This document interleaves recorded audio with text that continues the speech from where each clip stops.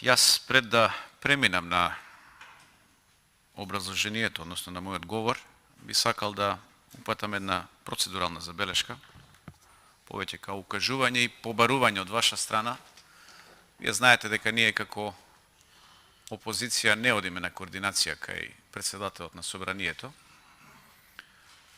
И еве ќе побарам од вас, вие како председателка од владеачкото мнозинство, да изнајдете начин да му укажете на председателот на Собрание да овозможи луѓето да доаѓаат на работа како што доликува, односно да не вртиме околу Собранието, да овие барикади кои што се поставени од Оливер Спасовски на не знам која проценка, на не знам чие барање, стојат еве неколку месеци веќе, како да се наоѓаме во некоја воена зона и пратениците да мораат да доаѓаат по некои, да возат по патеки по кои што одат пешаци, што мислам дека најмалку доликува на нас како пратеници, како представници на граѓаните, кои што сме први повикани да го почитуваме, да ги почитуваме редот и законите кои што ние си ги носиме. Во овој момент, за жал, тоа е показател на заробената држава, на киднапираната држава од страна на власта, односно на извршната власт врз Собранието, кое што секојдневно демонстрира арогантност, демонстрира надменост над Собранието. И од тие причини би замолил вие како председателка уште еднаш од владеачкото мнозинство да укажете на овој сериозен проблем, затоа што најмалку од се доликува владата да биде на овој начин да го третира Собранието, посебно пратениците. Без разлика, ова се однесува и за пратениците од власта и за пратениците од опозицијата. Мислам дека е крајно некоректно на овој начин да се однесуваме кон Собранието. Сега би преминал на точката на дневен ред, односно на предлогот господинот Тодор Витларов да биде предложен како предлог за уставен судија во Уставниот суд на Република Македонија. За жал, во изминатиот период ние многу пати зборувавме, и јас во неколку претходни дискусии и сите претходни колеги, укажуваа на многу, даваа конкретни предлози како да избереме, вистински да најдеме еден модалитет, еден начин да најдеме како да избереме суди со кои што Македонија ќе се гордее и суди кои што ќе си ја знаат и ќе си извршуваат должноста за која што ќе бидат поставени во иднина. За жал, тие предлози не се прифатија, така да во овој момент ние она што можеме да го дискутираме, тоа е вака, гледајќи по биографиите кои што некој ни ги доставил, кои што се доставени до Собранието, и сега ние тука треба да си предпоставуваме прво дали е сето тоа точно внатре што е напишано, и второ дали е сето тоа доволно за некој да биде уставен судија. А дали е доволно? Мислам дека во изминатиот период имавме можност да видиме токму како ова владеачко мнозинство за жал не наоѓа за сходно, не наоѓа начин како да се надмине себе си и конечно еднаш за секогаш да покаже со пример, еве како што се декларираат дека се проевропски, да покаже со личен пример како одлучуваат самостојно, без партиски притисок и водени од принципите на меритократија, водени од принципите на компетентност, стручност и така натаму, а не водени од принципите на партиска послушност и партиски полтронизам. Без разлика што во изминатиот период еве баравме ние да имаме можност да ги видиме овдека овие предлози на уставни суди што се и од власта и од опозицијата. За жал морам да кажам предлози од власта и од опозицијата. Мислам дека тоа е несоодветен термин, меѓутоа за жал така е, како што е уставниот поредок на државата и се уште во ова собрание се бираат уставните судии. Зошто? Затоа што ние немаме закон за уставен суд. Таков закон за уставен суд предлага Хелсиншкиот комитет, има некои предлози од Венецијанска комисија, да се изнајде начин како луѓето да бидат бирани и што се треба да опфати тој Уставен суд, односно неговите надлежности и така натаму. За жал, ние сме во еден некој посткомунистички систем, посткомунистичко време, каде што се уште уставните судии, лица кои што би требало да го имаат поминато целиот свој работен век во судскиот систем, да бидат навистина истакнати правници како што тоа го пропишува Уставот, ние се доведуваме во ситуација да коментираме лица кои што немаат ниту еден ден работно искуство како судии, како адвокати, како обвинители и така натаму. Во текот на вчерашниот ден дадовте подршка на еден кандидат, односно кандидатка, која што во својата кариера најверојатно нема ни влезено во судница, не знае како изгледа практично зградата физички, а да не зборувам за процесите внатре што треба да се одвиваат. И вие дадовте подршка на тоа лице да биде уставен судија. За лице кое што, патем речено, е 49 години и после завршувањето на мандатот ќе има 58 години. Значи 58 години лице кое што најверојатно го нема ни потребното животно искуство, а веќе работно видовме дека нема. Професионално искуство исто така. Значи 0 предмети во кои што има учествувано, 0 пресуди кои што ги има донесено, 0 обвиненија кои што ги има поднесено, 0 предмети што ги има застапувано и така натаму. И сега такво лице треба да ни биде на нас уставен судија, на кој што ќе се потпира целиот систем. Знаете дека Уставниот суд е суд кој што треба да прави деконфликт помеѓу властите во Македонија, значи собранието, владата, судовите. Тоа е највисокиот орган кој што може и треба да го прави деконфликтот. Сега такво лице кој што вие го изгласавте треба да му се довериме и треба да имаме доверба дека може утре во иднина да направи еден таков деконфликт, доколку би постоел. За тоа лице многу во изминатиот период се зборуваше, се споменуваа дури и некакви суми на пари кои што се земани од нејзина страна за поднесување на одредени законски решенија. Знаете дека беше вклучена, и тоа него ни крие во самото CV, дека учествувала во изработката на уредбите кои што подоцна во вонредната состојба падна на Уставен суд. Значи подготовка на уредби кои што подоцна се паднати на Уставен суд, таму каде што ја избравте, тој истиот Уставен суд ги има укинато. Уредби кои што за жал има финансиски бенефит за нејзините работодаватели од Министерството за здравство во тоа време. И сега такво лице треба да ни биде на нас уставен судија. И тоа е лицето истакнат правник согласно Уставот.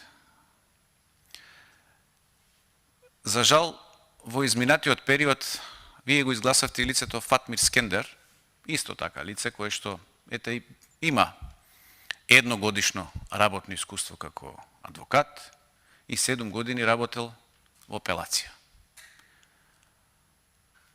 За мене тоа е еден нормален работен век, тука не станува збор за никаков истакнат правник, јас лицето ниту го познавам, нити ова, нити претходново за кој што зборував. Меѓутоа гледате дека очигледно за вас не е ни битно, односно не е важно дали лицето исполнува некакви компетенции, туку најважно е дали ви се совпаѓа во вашата партиска програма и дали во иднина би одработувал за вас по потреба. И тоа е оној принцип што го јас нарекувам негативна селекција, каде што се бираат послабите, односно послушните. Се бираат најневредните, лица кои што немаат никакво искуство, лица кои што немаат знаење, кои што немаат кредибилитет, или го имаат, но недоволно, за разлика од тие кои што, еве да речеме, им биле професори на Академијата за суди и јавни обвинители, лица кои што предавале на таа академија и биле оценети од самите слушатели на таа академија со највисоки оценки, сега за такви нема место во Уставниот суд, а имаме место за лица кои што ниту влегле во, немаат ниту влезено во правосудниот систем на Република Македонија. Од тој аспект, Македонија ќе добие, за жал, повторно Уставен суд, кој што нема да ја отсликува вистинската потреба на системот, туку ќе отсликува партиската потреба. Уставните суди, согласно Уставот, членот 109 се бираат на време од 9 години и, како што реков, поединци тука што ни ги предлагате ќе бидат буквално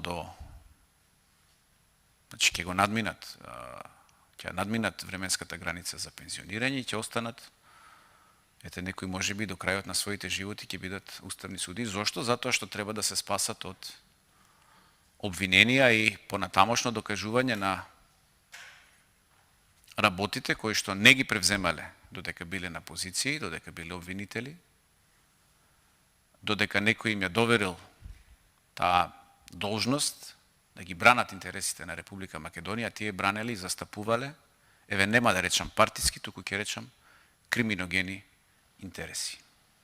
И штителе лица кои што на овој или на оној начин, за жал, се поврзани со политиката. Нема да употребам која партија, меѓутоа тоа е една состојба која што ни се провлекува наназад долги години.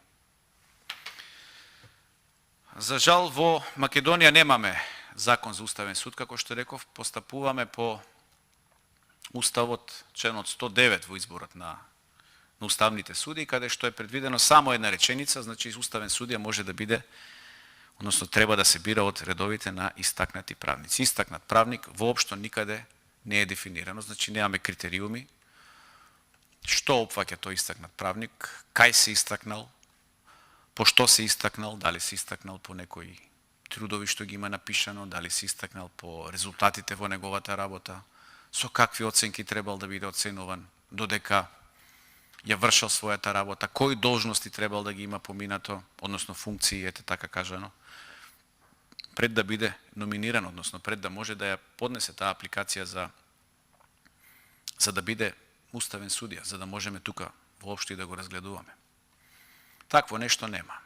И така е оставено на едно слободно толкување на сите пратеници, на политичките партии, да сите од нас си толкуваме што значи тоа истакнат правник. И затоа се доведовме во ситуација да овој еве го нашиот предлог Тодор Витларов, кој што, пак ќе речам, иако немаме критериуми, јас нема да си земам за право да кажам дали е истакнат или не е истакнат правник, затоа што јас не сум правник по професија и не си земам за право да можам да толкувам дали некој е истакнат правник или не. Мислам дека тоа може да го прави само фелата, професијата правници и одредени здруженија, категории на лица кои што можат да ја ценат работата на колегите.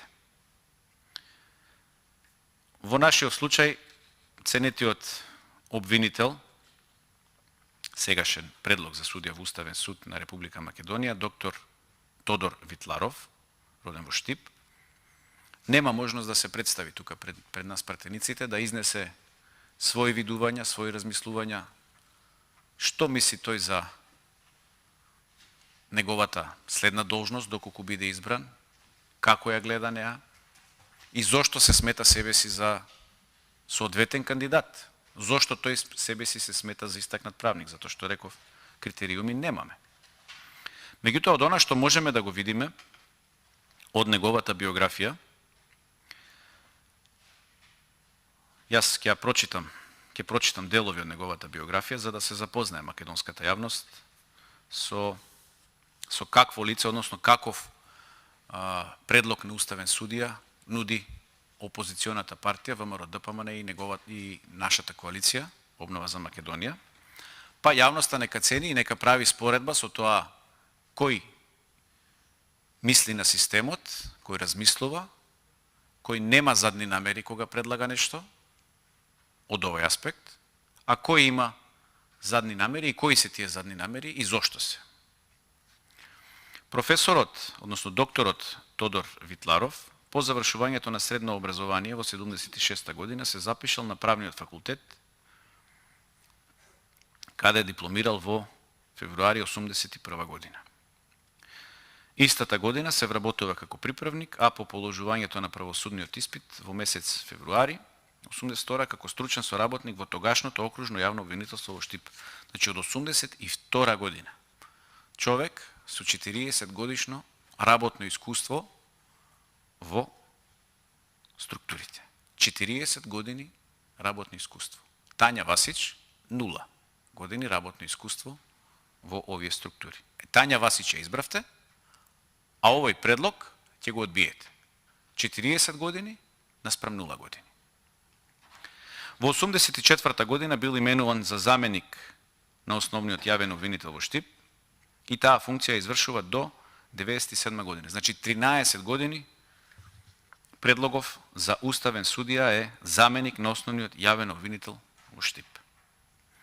Од 97 година е именуван за виш јавен обвинител во Штип, каде што е реизбран во 2003 година и ја извршува до месец август 2008 година. Во 2008 година е избран за член на Советот на јавните обвинители на Република Македонија, од редот на јавните обвинители која функција извршува до 1 септември 2011 година.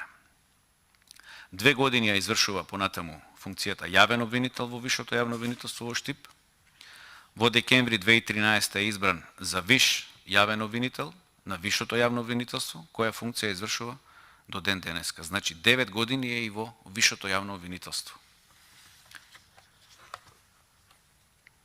Тања Васич, за споредба, 0 денови. Во 89 година има запишано постдипломски студии на катедрата за казнено право и криминологија на Правниот факултет во Скопје. Во 99 го одбранува магистерскиот труд на тема јавно обвинителство во правниот систем на Македонија. На 17 март 2006 на Правниот факултет во Скопје ја одбранува докторската дисертација на тема казнено-правната заштита од корупција и се стекнува со академско звање доктор на правни науки, значи на тема казнено-правната заштита од корупција. Нешто со што Македонија грчевито, ај нема да речам се бори, туку се дави, се гуши од корупција. Имаме доктор на науки кој што кандидира за уставен судија, експерт, значи од областа на казнено-правната заштита од корупција. И сега овој лик, односно човек, нема да помине за предлог на уставен судија, ама затоа ние избравме лик, односно лице, кое што им одговарало на тогашните министри. А како што имавме можност и да слушнеме, се шетало од министерство во министерство, од позиција на позиција, за да на крај заврши како уставен судија. Цело време на административни должности, на крај се носи како судија кој што 9 години треба да носи одлуки во полза на граѓаните. А овој представник, односно кандидат за уставен судија, ќе биде одбиен, затоа што е предлог на ВМРО ДПМН.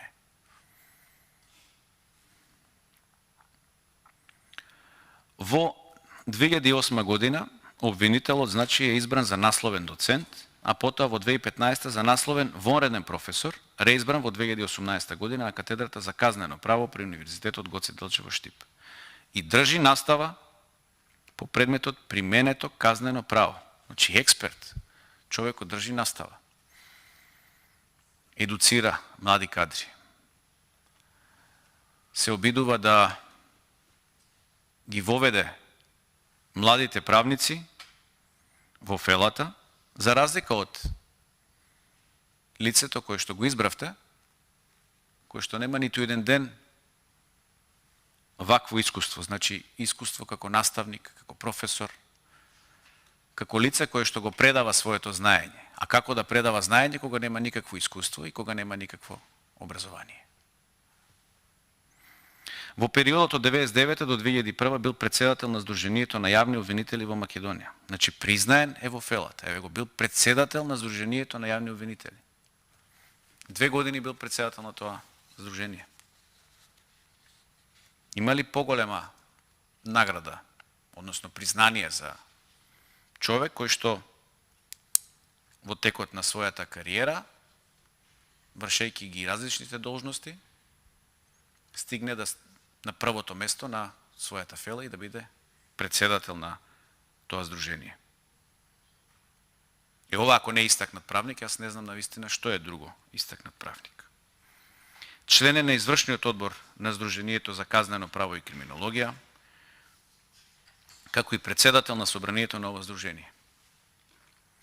Бил член на еволуциониот тим на Република Македонија во групата на земји членки на Советот на Европа во борба против корупција Греко. Тоа се они извештаи на кои што редовно се повикувате како власт дека превземате мерки и активности со цел борба против корупцијата. А за жал видовме во неколку случаи досега дека само лажно се повикуваме на овие извештаи, односно додаваме работи кои што воопшто не се споменуваат во тие извештаи и си носиме одлуки кои што ни одговараат на нас по партиска линија, односно на вас. Овој кандидат за уставен судија е член на еволуциониот тим од Република Македонија. Значи признаен, експерт. До сега бил активно вклучен во работните групи на Министерството за правда за изготвување на измени и дополни на кривичниот законник, на новиот закон за кривична постапка, на законот за јавно обвинителство, на законот за Советот за јавни обвинители. Многу конкретни закони кои што се клучни за функционирање на правниот систем, на правниот поредок во Република Македонија, на институциите.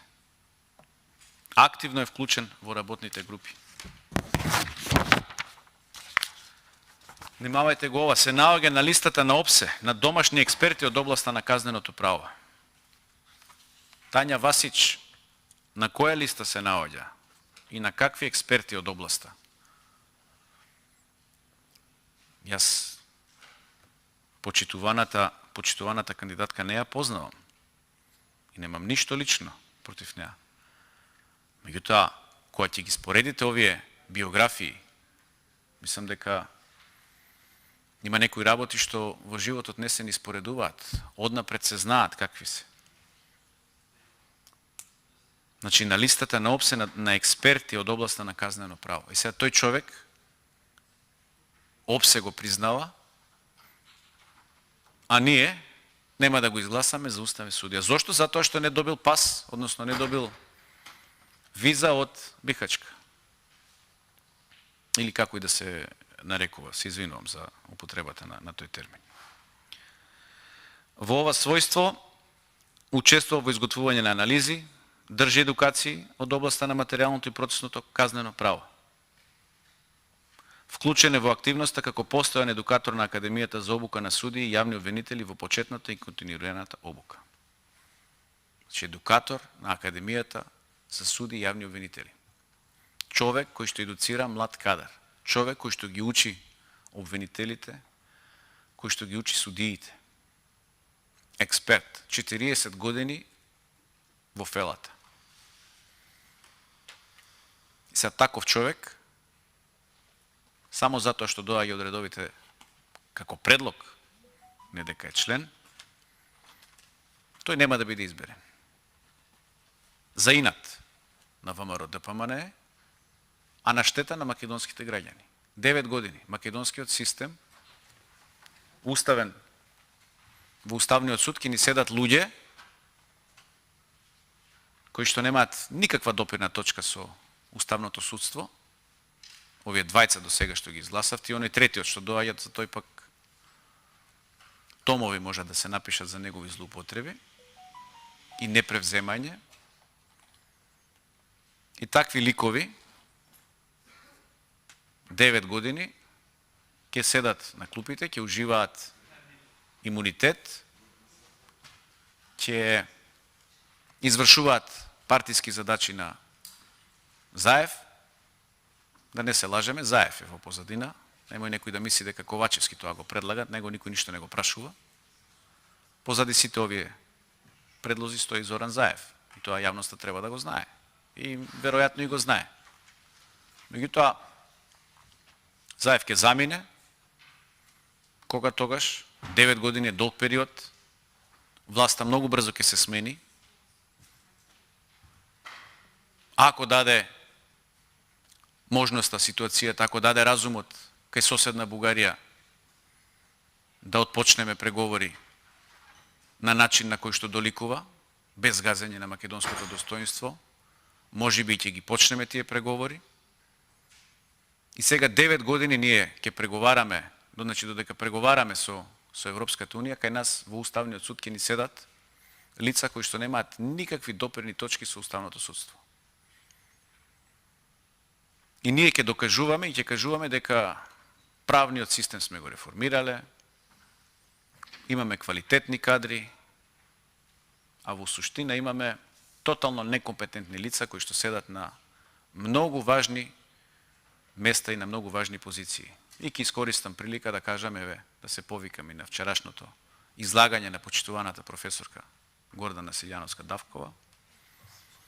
Ќе го украдам тој термин и во потполно се согласувам, значи станува збор за една институција која што за жал ја направивте вечерна школа, каде што луѓе треба доправа да се учат на професијата, наместо тамо додат лица со најголемо искуство во фелата.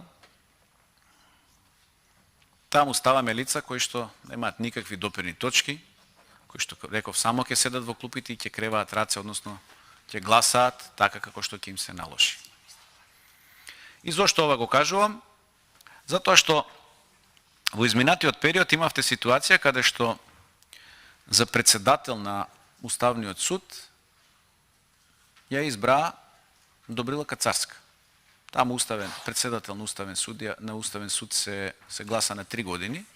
Кацарска што туку влегува во Уставниот суд и веднаш избрана за председател на тој Уставен суд. Значи го заменува онај Сали Мурати, ако не се лажам, поранешниот председател кој што имаше една одлука, ќе се сетите за кој предмет станува збор, еве да не го коментирам, каде што искоментира дека во моментов, бидејќи станува збор за неопходна интеграција на Република Македонија во структурите, евроатлантските структури, таа одлука ќе биде во согласност со тие потреби, со тие аспирации. Внимавајте, значи не донесе правна одлука, туку донесе политичка одлука. Председател на Уставен суд, Сали Мурати. И на ова немаше никаква реакција од фелата. Човек да се прашува каде живее. Во кој век живееме? Дали 21 век? Членка на НАТО? Кандидат 20 и повеќе години за членство во Европската унија? Односно, за почеток на преговори со Европската унија? И таква една изјава остана неискоментирана. Политичка изјава. Човекот кажа и остана, да ми простите, недопрен, неискритикуван од ниту еден од неговите колеги.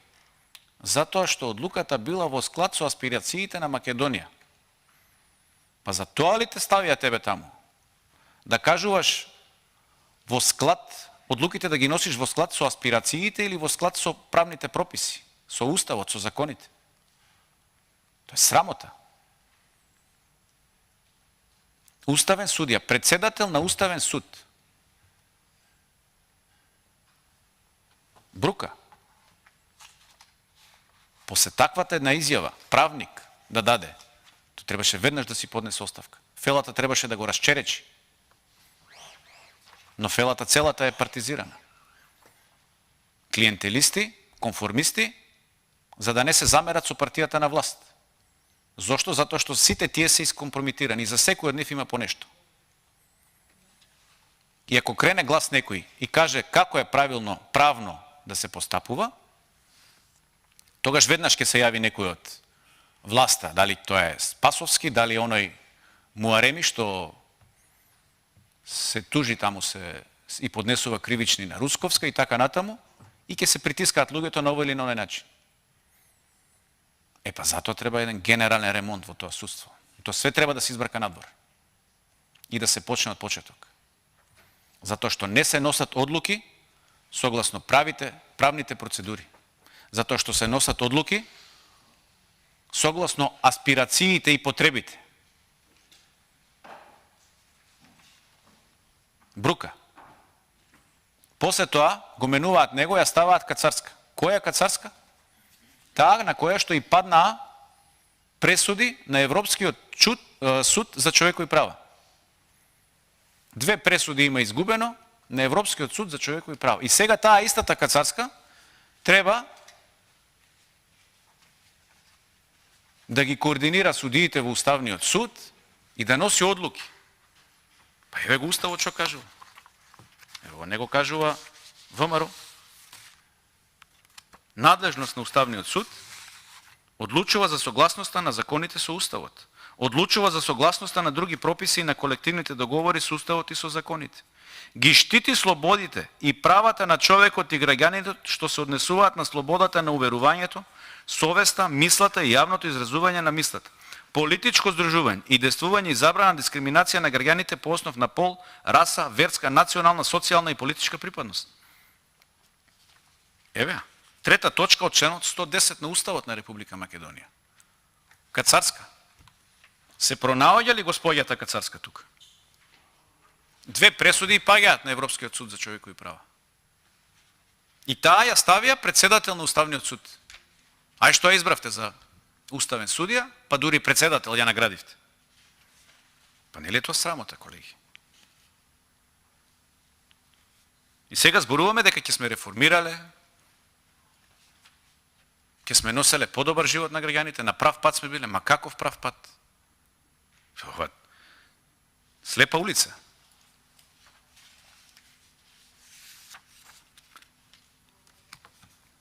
Понатаму, во контекст на биографијата на почитуваниот доктор Тодор Витларов. Вика, во организација на програмата ОБДАТ при амбасадата на Соединетите Американски држави во Македонија има завршено обука за акузаторска постапка. Во организација на оваа програма бил ангажиран како едукатор на новиот ЗКП, како и на теми од областа на зајакнувањето на капацитетите на правосудните органи во борба против корупцијата. Вчера во текот на излагањето професорката многу убаво објасни за овие постапки. Меѓутоа овде за што станува збор? Надградба е зајакнување на капацитетите на правосудните органи во борбата против корупцијата.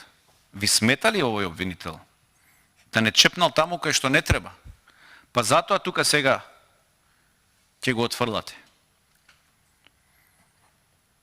Во текот на 2015-16 во организација на амбасадата на Соединетите Американски држави во Хрватска како представник на Македонија учествува во регионалниот тим на државите од Југозападен Балкан за изготвување на заеднички курикулум за едукација на судии, јавни обвинители, адвокати и полицајци за Европската конвенција на човековите права. Во ова својство, освен за едукација во Македонија, бил ангажиран и во Косово. Чи меѓународно ангажиран. И тој човек ќе го отфрлиме, признаен во Хрватска, во Косово, Македонија, ставен на листата на ОПСЕ како експерт, 40 годишно работно искуство, што во основно, што во висше јавно обвинителство, тој човек ќе го отфрлиме. Не ни треба таков човек. Зошто? Затоа што ја разбира проблематиката, затоа што ги знае работите, затоа што е експерт. Таков не ни треба. Нам ни требаат послушници, ни требаат лица кои што ќе ги побиваат ваквите кадри. И после ќе се чудиме зошто младите бегаат од државата, не сакаат тука да останат. Па зошто да останат младите тука во Македонија? Зошто да останат кога гледаат дека човек кога напредува честно во една структура, во една хиерархија, со тоа што си ја работи работата, на крај завршува исклучен од овој систем. А лица кои што немаат никаква допирна точка со фелата, преку ред, затоа што некому ветиле нешто, или некој од нив нешто побарал, одат преку ред и биваат на некој начин дури наградени, пофалени од системот. Па каков е овој систем? Систем кој што треба да ги наградува таквите клиентелисти, или градиме систем на кој што ќе може да се подпираат идните генерации? Па мислам дека првото го правиме. И затоа луѓето си бегаат од државата. И не остануваат. И сега наместо тоа, гледајќи го, не мора да го гледате, ние го кажуваме. Не мора ни да верувате. Меѓутоа проверете, ако не верувате. Дали е тоа така или не е така. Па запрашајте се каде грешите. Дали навистина ова што го зборуваме има смисла, или само зборуваме за да активно блокираме и да го држиме времето. Или затоа што сме себе опозиција, па ние да си кажеме, ама вие ќе си изгласате. Па каде е тука почитувањето на колегијалност? Каде е тука слушањето на аргументите на другиот? Не мора да биде само од вашата партија. Па веројатно и кај нас тука има некој што нешто ќе каже паметно. Од 10 реченици барем една ќе каже. Зошто тие работи не се земаат во предвид? Заре мислите дека само зборуваме колку да зборуваме? Да не изнесуваме аргументи, факти за подобрување на системот? Реков, вие ќе паднете од власт. Не мора сега, денеска, месец, 2, 3, 5 година дена. Ќе паднете од власт, ќе дојде друга власт. И таа власт утре треба да се справува со решавањето на проблемите во Уставниот суд. Зошто? Затоа што тука не сме го, денеска не сме го решиле тоа. А зошто не го решивме? Затоа што немаме слух. Едноставно така не е наредено на нас од партија и ние ќе си ги изгласаме луѓето. Па овие Вомаровци тамо нека си зборат. Нивно право е. Може би луѓето си во право ќе си рече некој. Ама тоа е. Оти многу е, како ерес се третира ако се прифати некој предлог на опозицијата. А опозицијата тука има честна намера. Предлага професори. Ја предлагавме професорката Родна Живковска. Ви читав минатиот пат за какво портфолио станува збор. Експерт, едукатор. Човек кој што, односно жена која што на крајот на кариерата треба да заврши во една институција каква што е Уставниот суд. Меѓутоа, очигледно е дека ние немаме разбирање. Ние не сакаме да се слушнеме. Го нудиме сега професорот Тодор Витларов. Вашите колеги од власта ги нема никаде да кажат позитивно, негативно, со што не се согласуваат со предложеното, со CV-то, со биографијата на човекот. Како што јас и сите колеги од опозицијата искажуваме недоверба и не се согласуваме со предложените предлози, значи од ваша страна за конкретно за Тања Васич, која што избравте за Уставен суд, судија во комисијата. Па да видиме ајде на пленарна седница дали повторно ќе се молчи и нема да се зборува тоа што треба на вистина да се зборува, тоа е вистината. Или ќе зборуваме партиски флоскули кои што ни ги напишал некој од штаб, или тези кои што мораме да ги застапуваме, затоа што ако не ги застапуваме, ќе го изгубиме работното место како пратеник.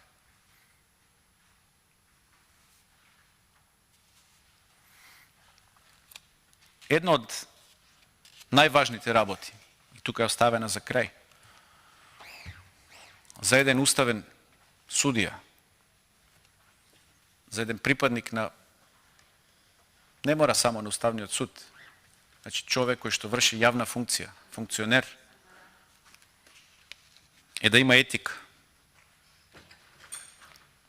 За жал ние во ова собрание, во изминатиот период, Јас можам да зборам само за период додека сум пратеник. Тоа е не цела година. Видовме многу пати кршење на етиката во собранието. Меѓутоа, тоа е друга тема. Зборувајќи за професорот, односно за обвинителот, Тодор Витларов, во 2017 е назначен за член на Етичкиот совет на јавните обвинители во Република Македонија и е избран за председател. Значи, председател на Етичкиот совет. Во 2017 е изберен. Гледате за каков лик станува збор. За какво лице. И сега ово е председател на Етичкиот совет на јавните обвинители, во фелата, врв, нема повисоко од ова. И од друга страна имате Тања Васич, која што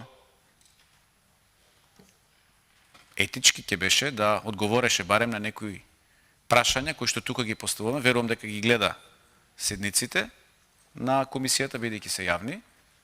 Етички ќе беше да одговореше за овие прашања кои што ги имаме, а не можеме, тука сме во неможност да ги поставиме, да ни ги одговори, па да ни одговори дали има некакви договори со НИКОП во врска со земањето на брисеви во делот на ковид кризата. Дали на вистина има некаква врска со издавањето на лиценци за лаборатории, приватни и така натаму. Да видиме дали има судир на етиката тука. Еве, не мора другите прашања да ги одговарат, тоа да го одговори. Тодор Витларов досега има објавено повеќе стручни трудови од областа на казненото процесно и материјално право во Македонската ревија за казнено право и криминологија, безбедност, судска ревија и така натаму. Коавтор е на коментарот на Законот за кривична постапка, издаден во 2018 година од страна на ОПСЕ. Коментари пишува за ОПСЕ. Кој од овие кандидати што ги предлага власта има таков лик, односно човек со такво портфолио, да пишува коментари за потребите на ОПСЕ? Ниеден. Ниту Тања Васич, ниту онај Фатмир Скендер што работел во катастар,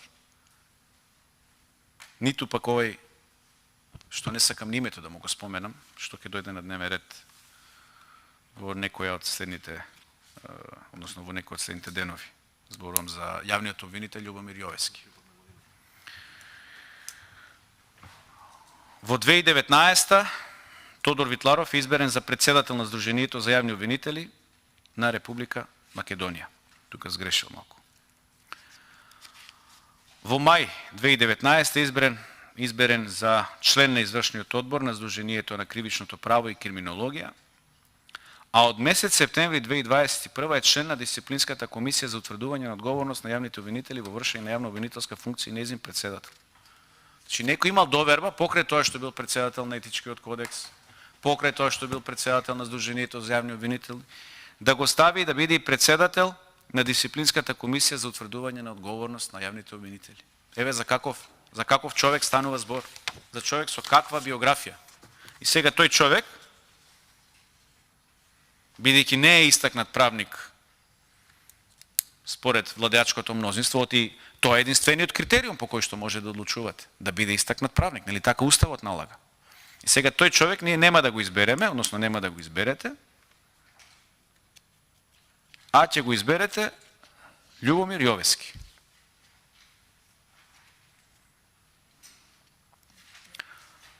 Ајде да видиме за каков човек станува збор во делот на неговата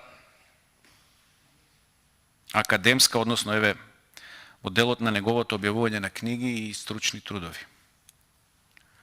Автор на книга Јавно обвинителство во правниот систем на Македонија, 99 година. Значи пред 23 години има книга напишано за јавното обвинителство во правниот систем на Македонија.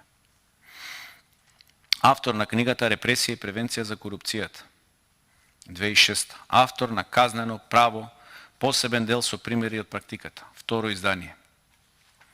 Автор на книга Казнено право, општ дел примената програма. Коавтор на учебник Правосуден систем на Република Македонија.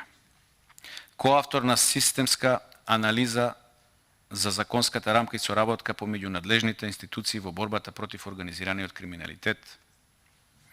Коавтор на збирка судски одлуки во издание на ОПС 2009 година. Коавтор казнено-правна заштита на изборниот систем, перспективи за домашната правна рамка за спроведување на изборите. Коавтор спроведувањето на одредбите за кривична одговорност на правните лица. Коавтор на практичната примена на спогодувањето за видот и висината на кривичната санкција во првата година од примената на новиот ЗКП. Исто во издание на ОПСЕ. Коавтор напредна обука на новиот ЗКП, модул 1, прирачник предистражна постапка. Издание исто така на ОПСЕ и Академијата за јавни на суди и јавни обвинители, објавена во 2013. Коавтор на коментарот на законот на ЗКП. Во списанието Безбедност, автор на објавените стручни трудови, односот на пресудата кон обвиненијето, мерката притвор во судската практика, изборот на јавните обвинители, одстапување од принципот на легалитет. Во списанието Македонска ревија за казнено право и криминологија, автор на трудовите Даночно затајување, улогата на јавниот обвинител во откривањето на организираниот криминалитет, барање за собирање на потребни известувања, положбата на јавниот обвинител во правниот систем на Македонија и препораките на Советот на Европа, казнената политика низ призмата на генералната превенција на казната, правните лица како субјект на казненото право, царински кривични дела, казнено-правни мерки за заштита на правата од член 3 на Европската конвенција. За ова има пишувано дури и трудови, кои што лично ги имам читано и ми имаат помогнато во мојата наобразба, затоа што реков не сум правник. Улогата на јавниот обвинител во предистражната постапка, предупредување на претходната постапка во Македонија. Кривичното дело злоупотреба на службената положба и овластување од член 353 од КЗ во судската практика. Казнената одговорност на правните лица според новелата на КЗ од 2009. Во судска ревија, автор на објавените стручни трудови. Ова го читам, знам дека вие сите ги имате CV-та, меѓутоа го читам за македонската јавност да види за каков човек станува збор. Да не рече македонската јавност, овие само критикуваат и не знаат што зборуваат. Еве што зборуваат. Читаат биографија која што не можат да ја дочитаат колку што е обемна и колку што е голема. За разлика од оние обични текстови, раскази кои што ни се доставени од страна на владеачкото мнозинство за лица кои што немаат никаква врска со правосудниот систем во Република Македонија.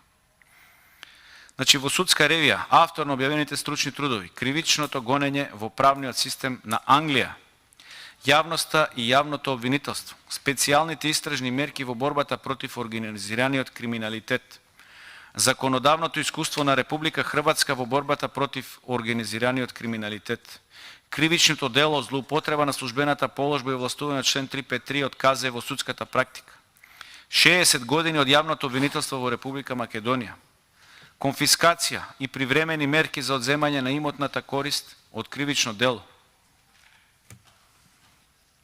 Многу важен документ, односно труд.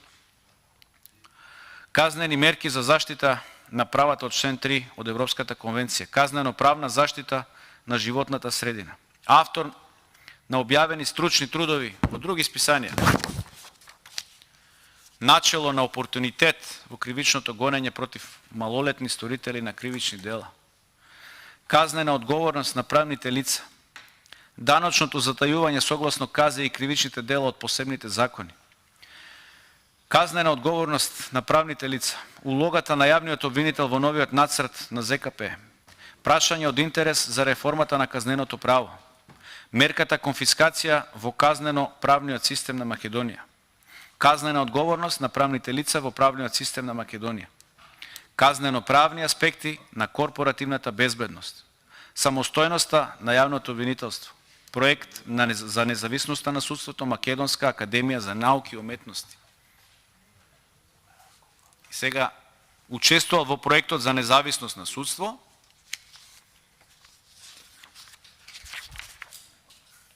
и ние тука ќе демонстрираме точно како судството е зависно.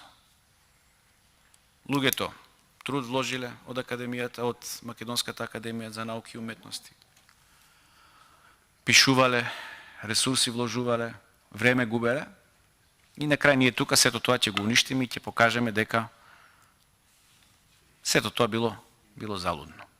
И токму затоа што судството е независно, односно зависно, довербата во тоа судство е 92% недоверба и често пати знаеме да кажеме, односно од 10 граѓани, 9 граѓани не веруваат во правосудниот систем. На следната анкета мислам дека и тоа ќе се зголеми, значи недовербата ќе се зголеми, довербата ќе падне. Гледаме што се случува само во изминативе неколку месеци. Имате ситуација каде судика, која што го има судено предметот двојник за издавање на пасоши од страна на Оливер Спасовски, на лица кои што не требало да ги имаат, не требало да ги поседуваат, лица кои што се туѓи државјани, лица кои што се инволвирани во недозволени активности во други држави, веројатно и во нашата држава. Самата судика изјавува дека има лица кои што биле скриени во истрагата, таа што го судела делото, таа кажува дека има сомнеш и знае дека лица се прикриени. И после тоа таа судика, бидејќи требала да биде изберена, односно е во кандидатура да биде изберена како председател на судијата, на Академијата за суди и јавни обвинители, во конкуренција со уште една друга лице, кое што е истакнат правник, таа судика не добива поддршка. Зошто? Затоа што кажала за криминалот кој што постои во власта. Судика која што е наклонета кон таа левичарска опција, кон Социјалдемократскиот сојуз. Меѓутоа, се останува верна на професијата и јавно проговорува за системските пропусти и за организацијските пропусти и за личното влијание од страна на структурите кои што се во власт.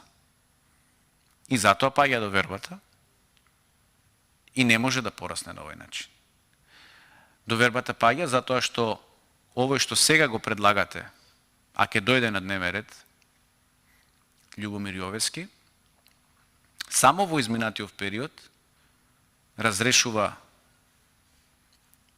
обвинителка за гонење на организиран криминал и корупција, затоа што таа се дрзнала, внимавајте, се дрзнала да чепне и да побара одговорност кон еден директор кој што е бил пријавен за изнуда, односно за рекет. И затоа што е покрената дисциплинска постапка, таа е суспендирана од работа, предметот се дава на еден друг обвинител, кој што исто така и за кој што исто така треба да има дисциплинска постапка, ако не се лажам, истиот овој Јовески кажуваше дека има покренато постапка за утврдување дали имаат земено и на кој начин ги имаат земено тие специјални додатоци од околу 80.000 евра, е таквиот човек, тој го става на местото на разрешената обвинителка. И сега тој треба да го продолжи предметот со оној директор кој што сам си поднесе оставка откако му истече мандатот, а кој што на дента кога требало да се прави претрес во просториите на таа негова дирекција, седел со истиот овој обвинител што треба да му го прави претресот и да го продолжи предметот. Зборуваме за Трајче Пеливанов, обвинител. Тоа правосудство, тоа обвинителство, тој начин на постапување во судството, во правосудството, во обвинителството, генерално во таа фела, доведува до пат и разочарување до пат на довербата и разочарување кај граѓаните. И затоа луѓето си одат, затоа што луѓето немаат доверба во системот. И не забадијала, и самиот Пендаровски кажа дека доколку тој не бил председател на државата, дека и тој би се иселил. Па може би до некаде тоа што го говори и го мисли. Еве може кој што сака да зборува, меѓутоа може би и го мисли тоа господинот Пендаровски. Проблем е што не превзема ништо за да тоа се надмине, затоа што е претседател на државата, затоа што едно зборуваше на кампањата, во кампањата, а сега не превзема ништо. А колку јас што знам, има и тој влијание, и тоа сериозно влијание во Уставниот суд, затоа што таа принадлежност му е дадена. Нели, кога бира суди во Уставниот суд. Меѓутоа, очигледно е дека не му одговара оваа тема и ќе ја избегнува, ќе не дефокусира со работи кои што се тотално неважни, ќе употребува еден дрзок речник и како да не е претседател на сите граѓани. Во делот на Уставот јас немам што понатаму да зборувам. Би сакал уште малку да се задржам на споредбата на овој кандидат, Тодор Витларов, со останатите кандидати. Јас не би можел да правам споредба помеѓу Тодор Витларов и професорката Родна Живковска, затоа што очигледно е дека станува збор за истакнати правници. Видовме за Тодор Витларов од неговата биографија, видовме практично се што требаше да видиме за, според мене, истакнат правник, иако реков не си земам за право да толкувам што е тоа истакнат правник, то требало некој друг да го предвиди, да напише критериуми, да ни биде малку поразјаснето што е истакнат правник и како една чек-листа да видиме дали го има тоа, ако исполнува одредени критериуми и услови, тогаш да го прифатиме во таа категорија на истакнати правници, ако не, тогаш да нема ни право да кандидира и да не замајува овдека со биографии кои што, ете, да ја замајува и македонската јавност со биографии кои што, реков, не наликуваат ни на еден обичен текст, на едно фалење, на една себе промовирање, меѓутоа како административен службеник, никако како уставен судија. Па човек кога се кандидира за одредена позиција, барем малку требало да ги праша колегите од фелата, како би требало да изгледа тоа CV, односно биографија. Не зборувам само како форма, туку и како содржина. Оти содржината е многу поважна од формата. За жал, тука ги имаме кај оваа претходнава што изгласавте, имаме утнато и форма и содржина. Односно, содржината може би не е утната, не е промашена, тоа е вистината која што госпогата си има напишано, меѓутоа проблем е што не исполнува ништо од она што би требало за да биде еден уставен судија. Да ви паднат уредби кои што сте ги подготвувале на Уставен суд и сега да кандидирате за уставен судија, па малку е непријатно. Би требало да биде непријатно. А сте правник. И потоа се прашуваме, па зошто паднале уредбите? Па затоа што некој така наредил да бидат подготвени. Слеп послушник. Затоа што ако не била послушник, тогаш била неспособна, не била кадарна и не знаела како правно да ги состави. Ако не знаела како правно да ги состави, тогаш што бара во Уставен суд? Ако пак била послушна, затоа што некој политичар тоа така и го кажал, тогаш исто така, зарем треба таков уставен судија да имаме ние? Некој што ќе кажува што треба да суди утре, како да гласа. За жал, вие таква личност изгласавте и сега 9 години до незината 58 година ние ќе си ја имаме Тања Васич како уставен судија. После 58 година, после мандатот, не знам каде планира да се вработи, тоа би требало да биде врв на една кариера на луѓето од фелата. Меѓутоа очигледно е дека нема да се пензионира затоа што не исполнува услови, нели, за старосна пензија. И во тој период ова е уште еден показател и уште една ситуација која што ни укажува дека може именуваната, што ја избравте за уставен судија, да во иднина си прави одредени поместувања кон оваа или онаа политичка опција, во зависност која е на власт, се со цел за да може утре после завршувањето на незината кариера како уставен судија да биде на некој начин вдомена, згрижена повторно во администрацијата, затоа што во правосудниот систем не може да се врати. Таа не е судија, не е обвинителка, не е адвокат. Таа е административен службеник. Значи повторно треба да се врати во некои структури на владата, во некој министерство. И сега во зависност од тоа која опција ќе биде на власт, веројатно таа личност ќе се додворува. Не викам дека така ќе биде, меѓутоа да не се исклучи таа можност. И тоа требаше да го имате во предвид кога ја гласавте, затоа што јас тоа го кажав. Вие не можете лице кое што нема ни животно искуство, ниту работно искуство, ниту професионално искуство, млада личност, да ја ставате да биде уставен судија, да биде врв на професијата. Замислете како се чувствуваат сега, Тодор Витларов, како се чувствува една професорка Родна Живковска, која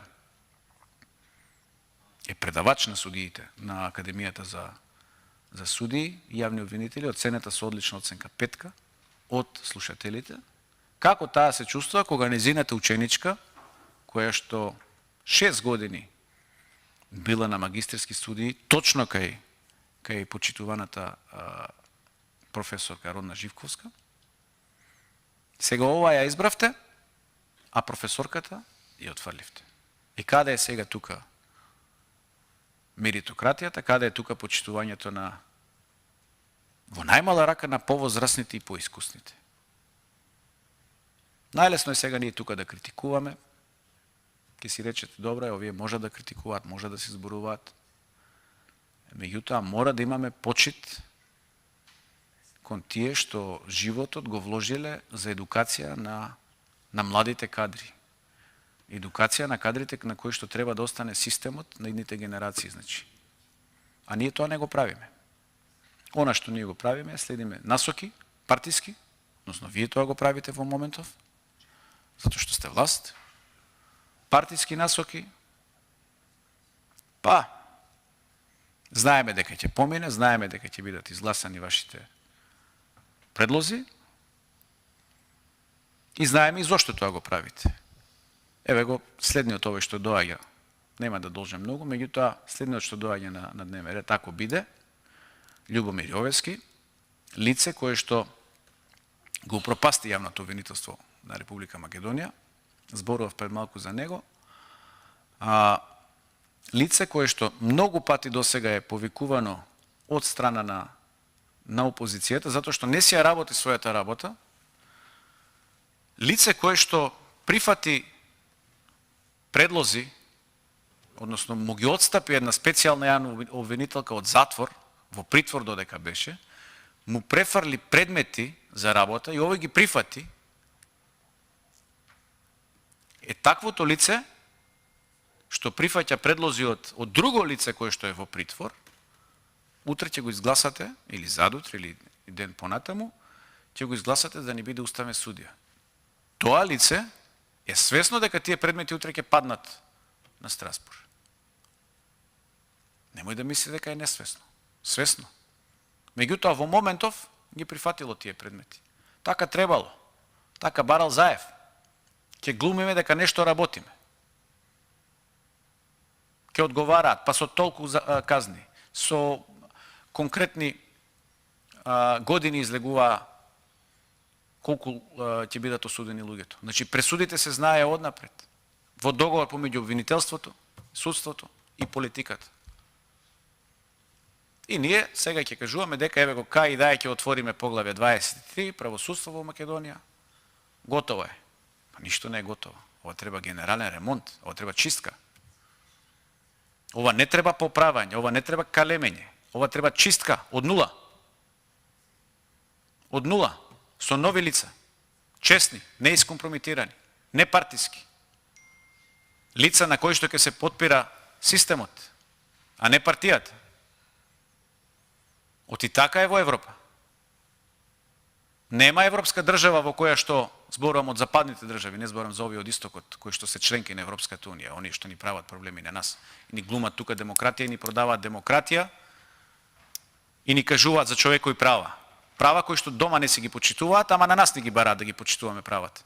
Ние што сме лидери, шампиони во почитување на малцински права. Што државата ни упропастија со секакви побарувања од кој стигне од надвор. Тие ќе ни кажуваат на нас како требало. Најдете ми една држава од Западна Европа каде што судиите, обвинителите и политичарите седат заедно. А вие секој дневно гледате по социјални мрежи излегуваат слики од таквите ликови. И сега следниве 9 години го заробуваме Уставниот суд со ликови кои што се партиски послушници. Реков, денеска сте вие, утре некој друг на власт. Ќе дојдеме ние и ние ќе паднеме, ќе дојдат други. До кога тоа така ќе тера? Има ли крај на овие состојби? Кога ќе кажеме доста е, луѓе? Дајте бе да седнеме да се договориме, што ќе правиме? Дајте да напишеме критериуми.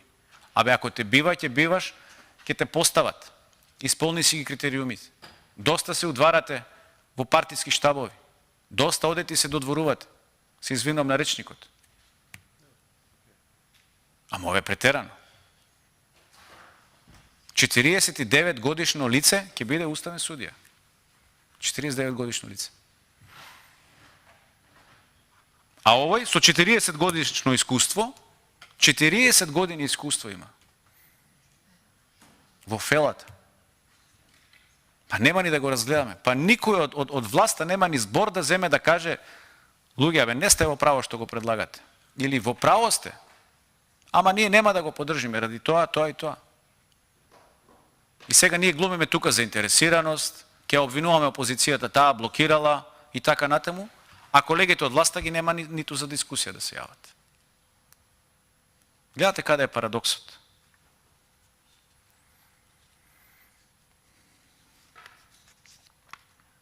За крај, мислам дека ќе земеме збори понатака другите лица што ќе дојдат за како предлог за уставни судии, ќе кажеме и за нив исто така по некој збор од ова што го гледаме, значи затоа што немавме можност тука да ги видиме, да се представат по 10 минути, по 15 минути. Меѓутоа, исходот од оваа комисија ние го знаеме. Почната е комисијата уште пред година и неколку месеци. Еве, за изборот на уставни судии, не знам колку време веќе трае, изгубивме ориентација, затоа што очигледно власта сака на сила да ги турка своите предлози, не сака разум да покаже, не сака соработка во овој дел, затоа што Уставниот суд е на сите граѓани, не е на партија, на СДС, на ВМРО, на ДУИ или не знам на кого. Власта на сила си ги тера работите, не почитува никакви правила. Меѓутоа, еве, јас нема да најавувам дека ќе има реформи на Уставниот суд, меѓутоа ќе ви најавам дека ќе има реформи на системот, така да се што носите сега да знаете дека ќе биде еден предмет на ревизија, а ревизијата подразбира и промени. И промените ќе бидат сериозни, и тие промени ќе носат за некого и тешки работи, одлуките ќе бидат тешки, меѓутоа ние тие одлуки ќе ги донесеме. И тука да немој двојба да имате дека тоа нема да го направиме. Затоа што ако сакаме да имаме европска држава и сакаме да имаме држава која што почива на принципи, на правила, на закони, на прописи, тогаш треба да работиме по нив. А не само да излегуваме на телевизија и тоа јавно да го кажуваме, да го декларираме, а во позадина да ни поминуваат секакви предлози на Заев, на Филипче, на не знам кого, кои што наводно се повлекува, еве ги уште од позадина се кријат и ги влечат конците. Така да ова треба да го знаете, треба да го знаат и овие што сега ќе ги изберете за уставни судии, дека рајот, односно удобствата, ќе траат толку колку што ќе трае Социјалдемократскиот сојуз на власт, а тоа ќе биде многу, уште многу кратко. Ви благодарам.